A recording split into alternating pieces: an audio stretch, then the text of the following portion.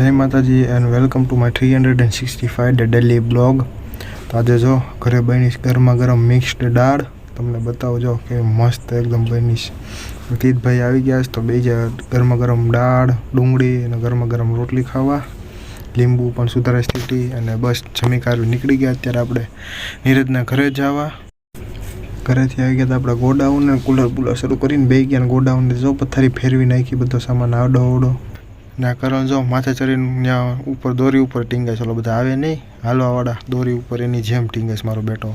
ને અત્યારે જવાનું સાઈડ ઉપર તો બધી વસ્તુ થાય છે પેક. લીરાની બધું ગાડી ભરાઈ ગઈ ને માસા જો બેઠા બેઠા ઓલા કાણું કાઢે છે. મારે રેતી ભરાઈ ગઈ ને તો અત્યારે જો નીકળી ગયા અમે સાઈડ ઉપર જવા, મતલબ નીકળીએ છીએ.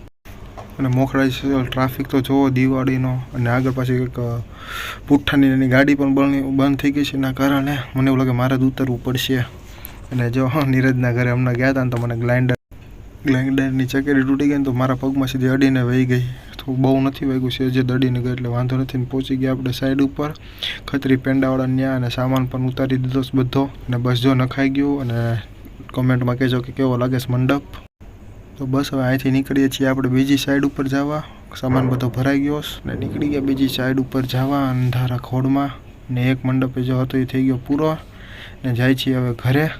ને નીરજ રીતે શોર્ટ્સનો વિડીયો ઉતારે છે એનામાં જાઉં છું. અને પહોંચી ગયા આપણે ઘરે. તો મળીએ કાલે એક નવા મિની બ્લોગ સાથે. જય માતાજી અને રાધે રાધે.